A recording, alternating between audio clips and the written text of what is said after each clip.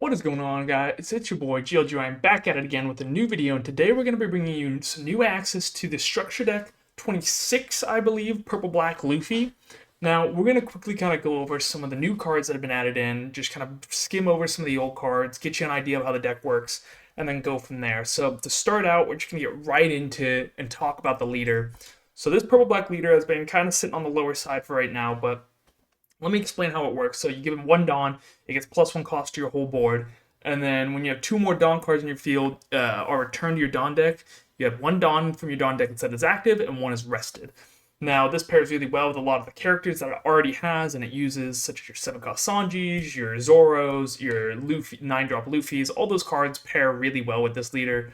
Even your 5-drop Sanji that KOs a 5 or less, it becomes a 6-drop. So you can use with this leader ability, and then you can use the Sanji very effectively each turn. So Luffy plays really great with those, but he hasn't been holding up too strong because he can't really deal with a lot of rush decks too easily. His control isn't quick enough, and he can't do enough bodies in a turn to deal with it. But he does have access to something like Gum Gum Giant, which allows him to stay very healthy at the end of the game. If he can get to that 10 Dawn turn, this becomes really, really strong. Just due to the fact that it keeps your cycle going through your cards in hand, as well as keeps you with a high counter power. Really good card, probably one of the best event cards in the game right now, and I think it's going to pair really well with some of these cards that are going forward in the future, especially with some of the ones that we have that are coming out here. So let's just jump right into some of these other cards. First off, let me mention the Zoro. So the Zoro is an important, kind of staple piece. The reason I mention the Zoro is it has an ability that a very similar card that is being introduced has as well. So the Zoro, if one or more of your Dawn cards are returned from your field to the Dawn deck, you can add one card from your Dawn deck and set it as active. So with that and the leader ability, you can use this -2 Dawn, add one as rested, one as active with leader ability, and then one more as active with Zoro ability. So you get to ramp up there, and it's a really good ramp card. And it's a good stat line for the base power too, a 3-drop 5K. Seems pretty good to me. Then you got something that is going to be introduced in this next set that's going to be really strong. But let's just start with the base Soba Mask. So Soba Mask here has the ability that if you have a Sanji or a Sangoro, I'm going to guess on the field, they don't specify, but with a base power of 7,000 or more, you give this card in your hand -5 cost.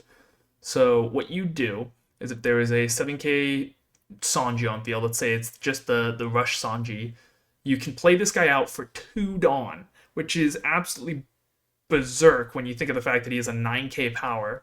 But the inverse to that is that on play, you have to return those Sanjis and the others and your Sangoros to the owner's hand. So if you have any Sanjis or Sangoros on your field, you have to return them all. So your blockers, your 5-drop Sangoros, your 7-drop Sanjis, anything that's on field that has basically Sanji in it, you're returning it to your hand. Which can hurt if you have a full field of Sanjis, but plays really well if you have just a 7 cost on field and you're on your 10 Dawn turn or even 9 Dawn. You swing with the Sanji and then you Soba Mask to bounce it back to your hand, and then you play him out again and get another swing. So now you have a 9k on field and you have your Sanji on field, and you got three swings in there because you got your leader swing, your Sanji swing, and another Sanji swing, and you rested a body. So pretty strong. I think Soba Mask is going to be played with like a 2 of. I don't think it'll be too heavy just due to the fact that it is kind of a techie card in my opinion. Moving on from there, we've got our 2020 Choppers. They're a blocker that has a -2 Dawn. You can rest one of your opponent's Dawn cards or characters that cost 1 of less. Good blocker. Maybe might just replace the 5-drop blocker 2020 Chopper, just due to the fact that it plays even better into Bonnie because you can get rid of their leader ability with this character's ability. So I think that is going to be a pretty strong blocker, but I don't think it'll be played too much into any other matchup. But the reason I mentioned the Zoro is for this card right here, the Nico Robin. Your Nico Robin is a new 2k counter that gets added to the deck, and it does essentially the same thing as the Zoro, but it's a 2k counter. And the reason I think that's so good is you can stack them at 4 in your deck, so you have more 2k counters. And then you can pair it with both of these being at 4 of. You have 8 cards in your deck now that can ramp you. And you can replace your Black Marias with these, just so that way you have more consistency with your searches. So I think that's a really good play here. I think this is going to be a pretty good pair, since you'll be able to ramp up a lot more consistently now. So Nico Robin, I think, is a really good addition, especially with the stat line it has. Moving on from there, we got General Frankie. This is a -2 Dawn on play. Everything here is going to be -2 just due to the fact that it pairs really well with the leader ability. And then you give up to 2 your opponent's characters -2,000 power. I guess, that's pretty good, but for an 8 Dawn turn, I don't think it's going to get played at all, to be honest with you, because you have to give -2 to 2 different characters. If one's not even rested, you're just giving -2 for no reason, and then you can swing into the other one, but if they're too tall of a body, you're still going to be just wasting a swing in Dawn, so I don't think the General Frankie get played too much, but I think it's got a good stat line of an 8-drop 10k, and it can play in any deck, so it's not leader locked, which is nice. But moving on from there, we have what I would consider makes this deck so much better now. This is the Monkey D. Luffy, and it pairs really good with this leader, so it has an on play, you -2 Dawn, so you leader ability. And then if your leader is multicolored and your opponent has 5 or more Dawn cards on their field, your Straw Hat type characters leader's base power becomes 7,000 until the end of your opponent's next end phase. So this is really good in this deck because it creates a 7k base power leader, which paired with something like the Gum Gum Giant is going to be terribly hard to swing into. The other part of it is also a win attacking. So it's a -2 Dawn when attacking, so you can use it again and then pair with the leader ability to keep just cycling this through. Since it's a 7,000 base power character too, the best way to remove it is going to be either bottom decking, not even bottom decking, it's probably going to be just removal through through power and not cost, because you're going to have things like the leader ability that's going to give you +1 cost to the character, and if you run the purple stage that just came out with the EBO2, it's going to become a 9 cost body on the field that has 7k power, so it's easier to swing into than it would be to remove. So this is going to stick on the field at least for 2 turns, in my opinion, and it's going to be difficult to get rid of. So I think this Luffy is going to help out this deck tremendously, and it's going to go way forward. The thing that I'm worried about is people teching this into the green-purple Luffy, because you will see it play in the sense of it's a lot of Dawn minus. But just imagine you play this guy out, you get boost your leader up to 7k power, and then you green-purple Luffy ability to boost him to 8k. Now, I don't know if that's exactly how it works, but that's my assumption of how this would work if you use it in that order specifically, because you would change your base power from 5 to 7, and then add onto that power another +1k with the EBO2 Luffy ability, making him an 8k leader, which is crazy. So, could pair really well into that, but I think this Luffy is going to be really busted and is going to be really strong into this purple-black Luffy deck, and I think it's going to move up a couple ranks just due to that. But that's kind of my thoughts on the purple-black Luffy and how it's going to play. I think it's going to be much better because of that card and because of some of the 2k counters with the Soba Mask, stuff like that. It's going to have more tech options. I think it'll be really interesting to play against, and it'll be a lot more fun. Let me know what you guys think about this, but let's get on to the Teach. Alright, and so moving on, we have got Blackbeard, or Teach. First off, let me just mention, I think this card art is really dope. I think it's super sick, and I think I might just get it just because this card art's so cool. But regardless, let's get into kind of how the deck works. So, like I said, if you don't know the deck already, basically how it works is your on-play effects are negated, but you have an activate main, you trash a card from your hand, your opponent's on-play effects are now negated too. So it really hurts against a lot of decks that play on-play effects. That's really all yellow is for the most part. There's very few rush cards into it. Some of them even have on-play get rush cards, so it's like they don't play too well with that. But I think there's 2 cards that have come out that are going to be really, really good with Blackbeard specifically, and I think they can really change the way the deck is played quite a bit. But let's just talk about it. So you've got your base deck that is all these cards up here, your Vasco Shots, Van Augers, your Burgesses, all those are your base deck.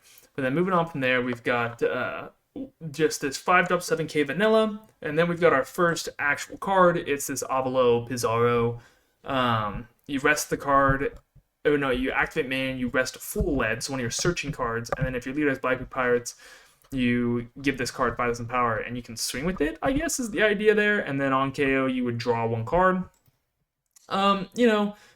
Alright. I don't think it's going to get played. I think being a 1-drop 1k is not very good. I think it's very easy to remove, and super easy to bottom deck.